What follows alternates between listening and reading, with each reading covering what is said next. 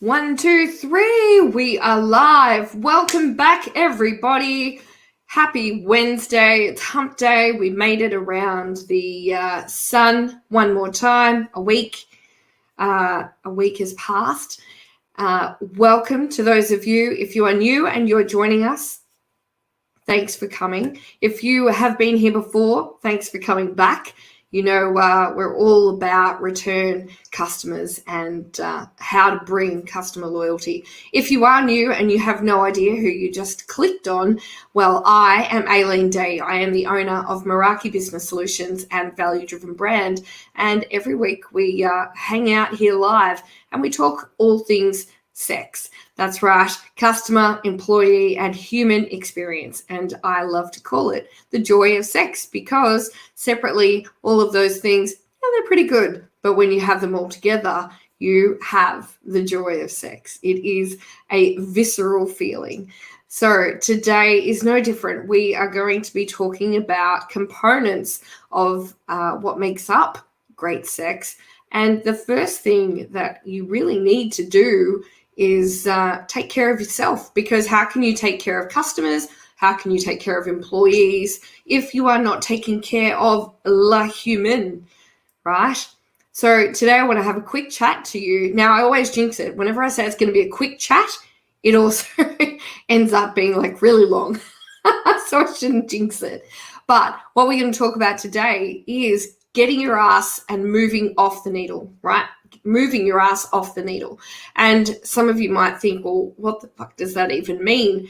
But ultimately, I mean, here in Australia, we have a term, a saying, where we basically say, like, move your ass. If you're not doing something with enough urgency, or if you're, needing to get something done, but you're consistently not making things happen, we love to tell people to move your ass.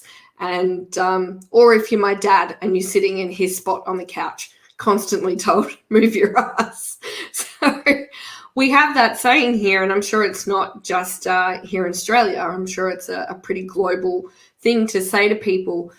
But the difference is, what we're talking about today is the need to move out of your comfort zone, to move your ass off the proverbial nail. Because what happens is we get so comfortable in our day-to-day lives, whether we feel like we're pushing ourselves or not, that ultimately we get this thing where we have ourselves pushed up against, a metaphorical nail. We have a pain in our ass, but we won't do anything about getting off it. We're just, happy to keep pushing ourselves and applying pressure and not actually getting out of our comfort zone to make the change, to stop the pain, to make life better, to have what I call a value-driven life, right? And instead, what we do is we just keep tumultuously, turning up every day and applying ourselves against the nail. And it was interesting. I was having a conversation recently, and we were talking about driving in peak hour traffic every day. And I know when I used to work in a corporate setting, because I'm so special and I choose to live so far away from the CBD of Melbourne, that it's a fair hike for me, or it was a fair hike for me to get to work every day. And because of that, I would spend upwards of 3 hours a day sitting in traffic. And to a point, I would try to convince myself that I was making it a productive part of my life, because I would hold meetings with my interstate team over the phone and talk to them while I was driving.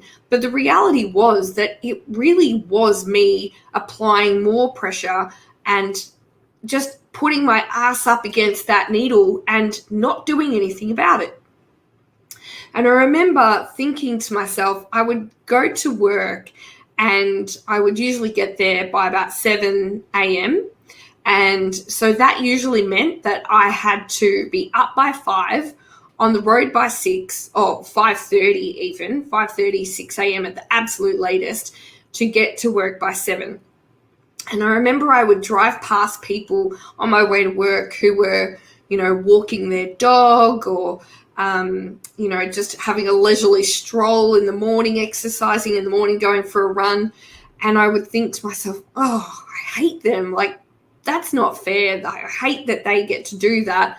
And I'm sitting here in peak hour traffic and feeling which was, I was losing my life sitting in traffic. And then amplified by the fact that, I then had a newborn baby and I was missing 3 hours a day sitting in traffic when all I wanted to do was spend time with my baby. And so there were all of these pressures that were applied to the way I lived that didn't create any value. Ultimately, don't get me wrong, I loved my job and it was my own fault for living so far away. I have full accountability for all of those aspects, but there was something else that needed to be done. And ultimately, what I had to do was I had to kind of find the courage to move my ass off the needle, to stop living in this uncomfortable comfort zone. Because if that is not the epitome of how I lived my life, I don't know what is, right? I'm going to say that again, an uncomfortable comfort zone. And if you sit there and think about the way you live your life, I could guarantee you 500%, infinity percent, there is an element of the way that you live that is an uncomfortable comfort. Because the reality of change is scary. And we've talked about this in previous live broadcasts before, that to change the way you live is really fucking hard. It's scary and hard. And it takes time and it takes patience and it takes tenacity, but it also takes choice. And sometimes that making the decision, making the choice is actually the hardest part. Because for me to choose to move my ass off the needle, to stop living in an uncomfortable comfort, meant completely upending the way I live. Completely upending. Like if someone said to me 10 years ago, Aileen, you're going to be self-employed, you're going to be consulting to businesses on customer experience, you're going to be sitting in front of, however many people on a live broadcast every week, and you're not going to be sitting in 3 hours of traffic every day, and you're going to spend the rest, the quality time you want with your family, I would probably call bullshit. And I wouldn't be able to see how that would ever happen. But the reality was that it had to happen because I couldn't keep living like that. I'm not made, I'm certainly not made to sit in 3 hours of traffic. If anyone knows me, I have far too much energy to sit in 3 hours of traffic every day.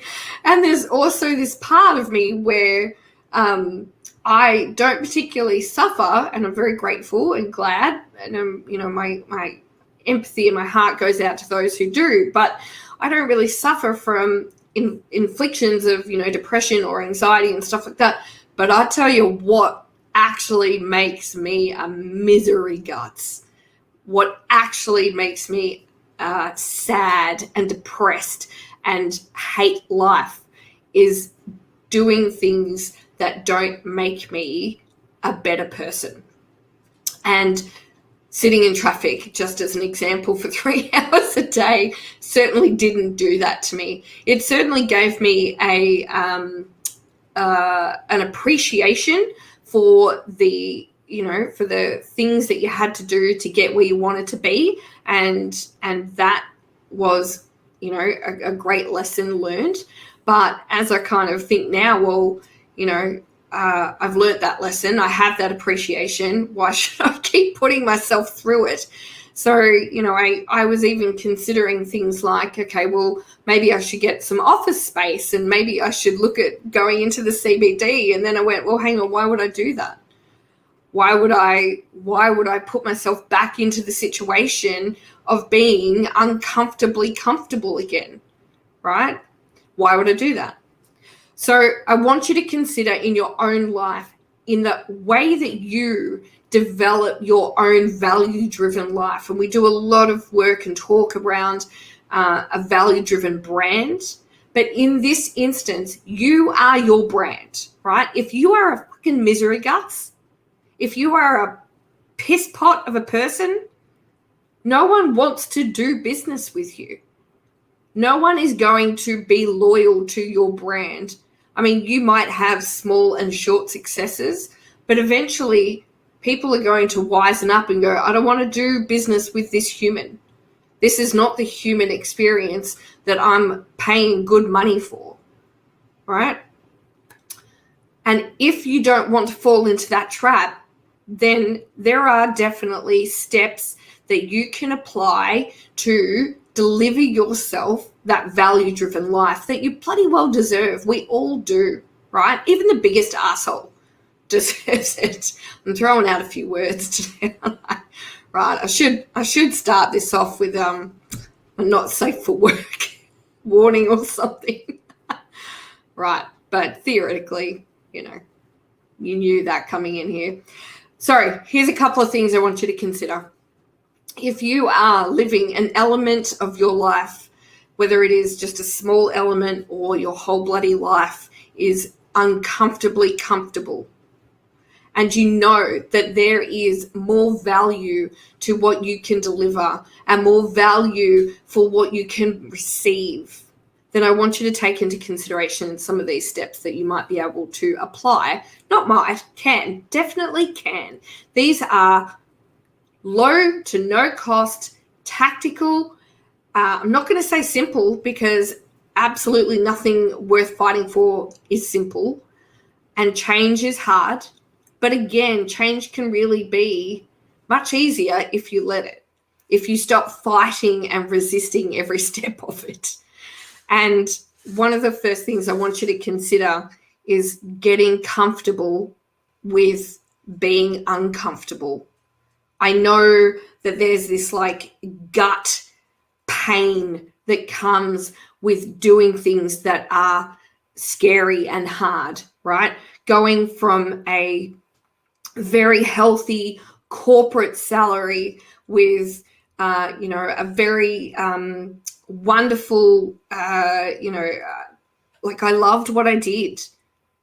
I loved what I did in a corporate setting. I love the impact that I had. I love the lessons that I learned. I love the knowledge that I gained, but there was still an element that needed to be changed, right?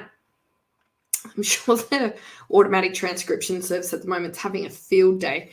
But the reality was that I had to find the courage to get uncomfortable, not uncomfortable with my comfort, but just be knowing that if I know that I'm going to become uncomfortable, that is okay. I'm meant to get uncomfortable.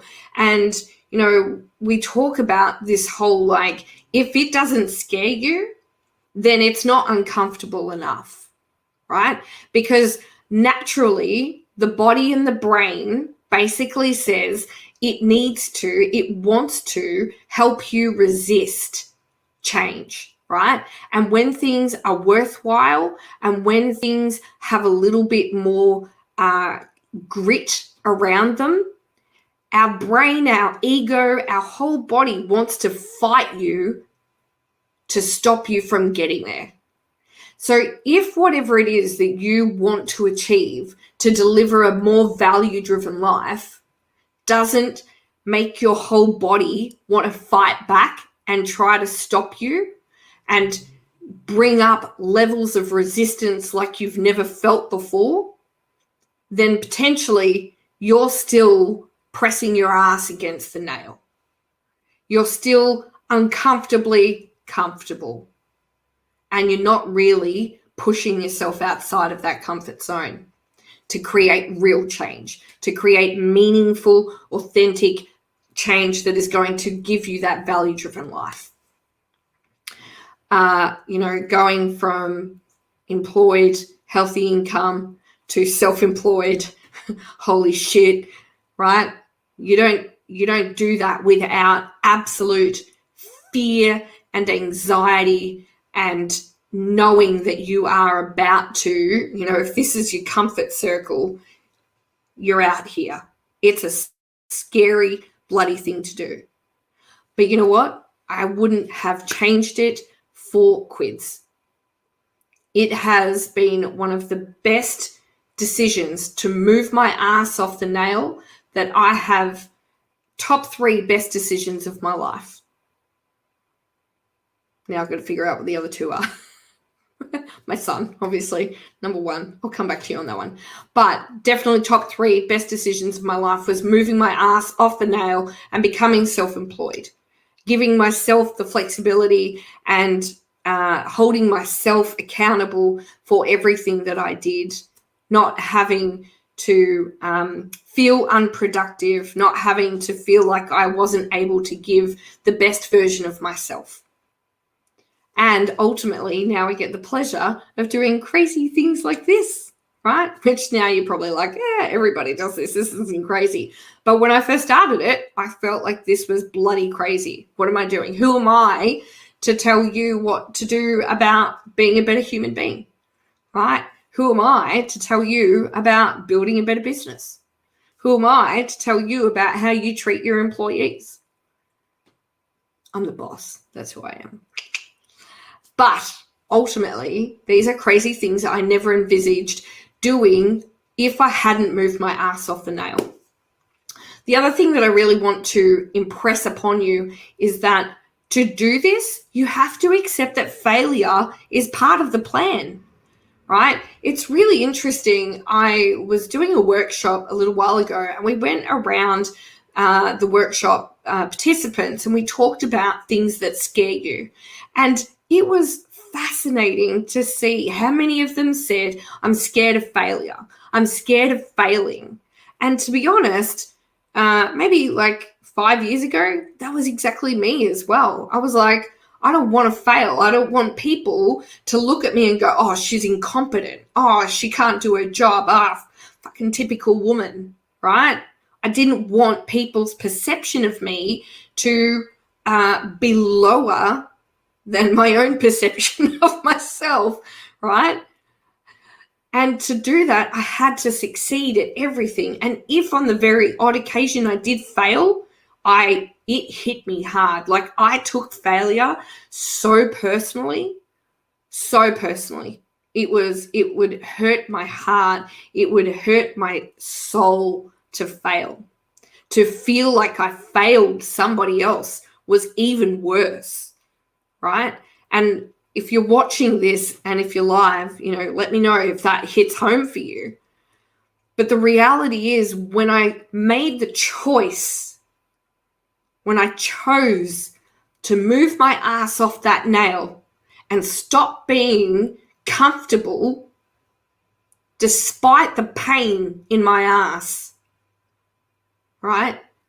I also had to really quickly figure out that failure was part of the plan, because the more I failed, the quicker I learned and the faster I realized, right, that's just one other way not to do it.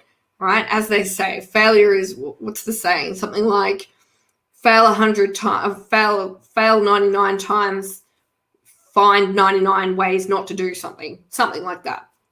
It's very poetic. Sorry if I really ruined and butchered that, but you get the point, right? It's a process of elimination in essence, is that you have to be aware that in changing so drastically and dramatically, that it matters, because if you're not changing drastically and dramatically, you're probably still sitting in your comfort zone. And you are going to fail. You are going to trip up. You are going to find situations that you never anticipated finding and you never have had to navigate before. And you're going to have to figure out how to navigate them. And sometimes you'll win and sometimes you won't. And when you don't, part of this whole process is essentially debriefing with yourself what went wrong. How do I do it differently next time? And if you don't think there'll be a next time, well, think again. You're being very naive. There will always, whether the next time is tomorrow or the next time is in 10 years' time, how are we going to do something differently so that you can learn from the failure? And that's part of the issue, is that we don't bloody learn. We just keep making the same stupid mistakes over and over again, right? And hoping for a different outcome. Pretty sure that is the definition of insanity, if I'm correct, is doing the same shit and hoping for a different outcome. So plan to fail, right?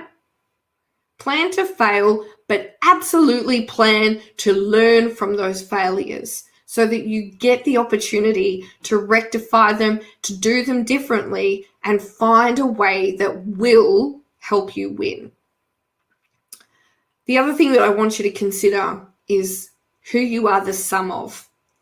And we've talked about this before in previous live broadcasts, and I'm sure it's not a new concept, but essentially, the saying goes that you are the sum of the 5 people that you spend the most time with. So if the sum of the 5 people that you spend the most time with are not taking risks, are not mitigating risks and taking them, if the sum of the 5 people you are with are not challenging themselves, are happily sitting in their bullshit lives, whinging and whining about everything, but doing nothing to change it. If the sum of the 5 people you are with, someone said to me the other day, but all my friends are really nice. They're just not really like ambitious. I'm like, of course they're really nice. I said, they've got no reason to be assholes. I said, but if they're not ambitious, how is that helping you? The reality is what ultimately ends up happening is that you end up feeling like you have to stay with them, right? So you can't become too ambitious because the nature of the herd, we've talked about the Pygmalion effect. The nature of the herd is that they go, no, get your bloody ass back here. Don't go off and be successful. Stay cool with us. We're chill. Just, live life. Get married, have kids, get a house. Just barbecue on the weekend. Don't get too excited. You don't need to go and trot around the globe and become well known for what you know, and you don't have to do those things. Just calm down. Sit the fuck down. Right? If you've got friends like that, of course they're nice. But it doesn't mean that they're helping you. Get your ass off that needle. So, and that's not to say that you don't have to have them as friends, but what it is to say is to go and find somebody who will push you, somebody who will hold you accountable, somebody who will support you and make sure that you get where you want to be, right? And also somebody who shares the failures and the wins with you, right? And then when you found one, go and find another one. Go and find 5 more. And if you are the sum of the 5 people you're with, imagine what happens when you find 10 of those kinds of people, right? Just because people are nice doesn't mean they're good for you, right? So consider that. At the end of the day, when you take these things in and you sit with them and you are aware, honestly aware of the way that you are living your life, if you are honest enough to say, you know what, I actually live a value-driven life, then I want to say, you know what, kudos to you, and tell us how you did it. Tell everybody, share with us the steps that you take to create a value-driven life, because I'm sure there's plenty of people out there who have one. It's not like a freaking unicorn. They exist. And the point is that once you have this value-driven life, everything else around you also becomes value driven. That's why we talk about having a value driven brand, because if you can get your business to become a trusted and a value driven brand, then ultimately everything that you do to create that value driven brand then transposes the same behaviors into the way that you live, right? And therefore helps you create that value driven life as well. But they are intertwinable. You can do one first and then go and get the other, right? And vice versa. But the reality is that to do either, you need to move your ass off that nail and stop being uncomfortably comfortable. That is it for me today. I will be back next week. I hope you've really enjoyed today. And if you are watching today or later or in 8 years' time, feel free to throw a comment in the comment section and I will be sure to say hi. I am also putting a link to my newsletter called The 411 with Aileen Day, and we will be talking all things customer, employee, and human experience. And so I hope you can join us for that monthly newsletter. I hate spamming people. It's just once a month. It's got some cool shit in it. So if you're interested, make sure you sign up. And if you don't like it, just unsubscribe. I'm not even upset about it. Tell me why, though, so I can fix it, because I love feedback too. I'm all about it. Well, that is it for me today. I look forward to seeing you next time. And I hope whatever you are doing, you get out and you deliver value to somebody else in your life, because what goes around comes around. I'm Aileen Day. Till then.